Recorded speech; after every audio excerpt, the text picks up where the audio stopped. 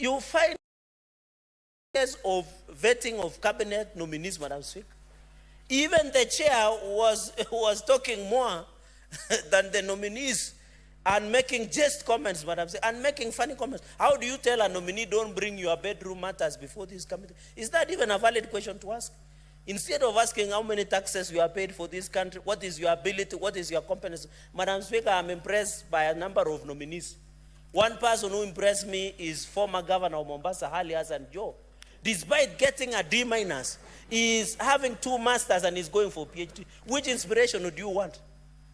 That inspiration is the best. It means in life you must work hard. So from that vetting, at least the young people who do not perform well, people who went to Kumbaru, Madam Speaker. I know Senator Kalwala has not been having kind words towards me, but the inspiration of Governor Hali Hassan Joho, the nominee of mining and blue economy, Madam Speaker, even shocked the country with the grasp of Queen's language, with that clear thought process, Madam Speaker. I think that was the observation, Madam Speaker. Another nominee that impressed me was the former MP of Garissa Town, Aden Duale, Madam Speaker. I was happy with his honesty. He said he doesn't receive phone calls because members of parliament are corrupt. Anyway, the chair did not decide to correct, so it is unanswered. Minister Duale was an honest man. He said he does not receive our phone calls as members of parliament because we are corrupt, Madam Speaker. But no one corrected. It is unanswered. We can print it and bring it here, Madam Speaker. So we need honest. Even Madam Speaker, Eric Muredi, that was having is what 32 million. I want to agree and challenge the agency that Eric Muredi, Madam Speaker, if approved, will be a bargain. He's only 32 million worth. He doesn't have a car. He's a young man with a vision. That should encourage, Madam Speaker, how we perform as a country.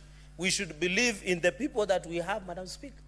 So even as we did vetting, and I'm proposing this, Madam Speaker, going into the future, can you direct when our committees does vetting, like finance and budget? I have noticed in our committee rooms, Madam Speaker, there is no video recording. It is only answered. I wish and I request, and I wish the commissioners or the commissioner is here, at least every committee room should have a video recording so that we have the answer and video recording, so that some of us, Madam Speaker, some of these videos that are being vetted, Madam Speaker, can have opportunity to be able to go through, Madam Speaker. So the exercise that has been carried, we hope when the report will be tabled, I think, Madam Speaker, going into the future, let us ensure the track record, the capacity and ability, Madam Speaker, goes into the future, Madam Speaker. So we believe the vetting that was being done, and I want to request, Madam Speaker, I don't know how your office will look. I want to request the way we saw vetting in National Assembly with cabinet nominees. I don't know, we should have structured questions to be used in vetting, like the way the Finance and Budget Committees and Senator Kalwale is here, should tell us what would happen, Madam Speaker.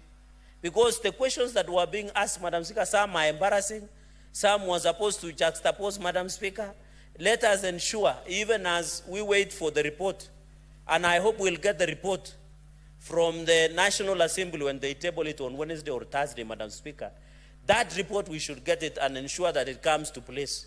Of course, Madam Speaker, I wouldn't have comments on nominee of sports because that is transferring incompetence from roads to sports, Madam Speaker. Madam Speaker, going into the future, we must agree under Article 230 on SRC that let us approve. Senator Cheragei, I had given a direction regarding commenting on a process which has not been completed by the other house. I gave that direction to Senator Gloria, and it should have clearly informed your debate. It seems not to have been informed by that. And I now guide you not to touch that process until Speaker, it's determined, yes, and a report done by the other house.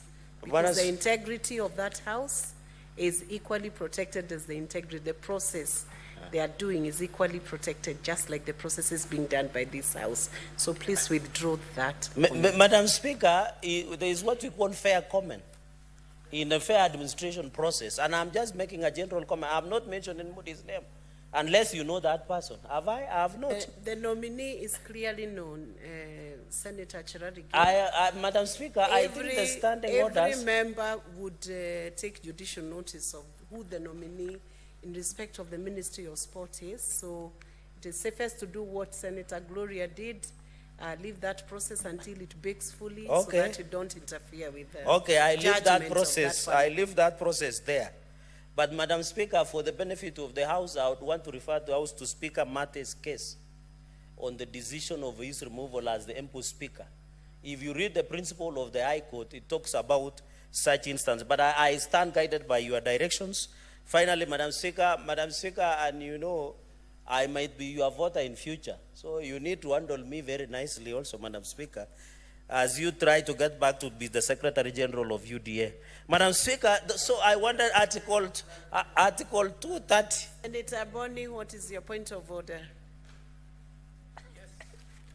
Yes, Madam Speaker, I've been listening to your guidance.